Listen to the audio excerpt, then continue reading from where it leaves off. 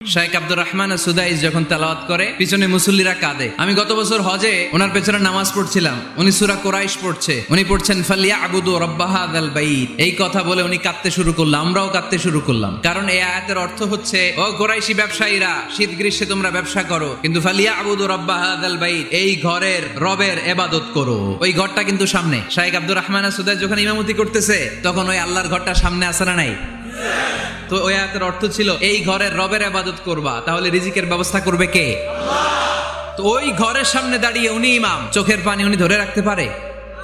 আমরা আজীবন পড়ি সুবহান রাব্বিয়াল আ'লা, এর অর্থটা যে কি কেউ জানে না, তো চোখ দিয়ে পানি নামবে কেমনে? বাট আরব বিশ্বে তারা যখন কোরআন তেলাওয়াত করে ওদের গায়ের পশমগুলো দাঁড়িয়ে যায়। চাইনিজ ভাষা আমাদের কাছে যেরকম, কোরআনের তেলাওয়াত আমাদের কাছে অনেকটা এরকমই। কিন্তু এই কথা বললে কি আল্লাহ আমাদেরকে ছাড়বে? No excuse will be granted that day. সেদিন আল্লাহ কোনো এক্সকিউজ গ্রহণ করবে না। অনেক হিন্দু মুসলমান হয়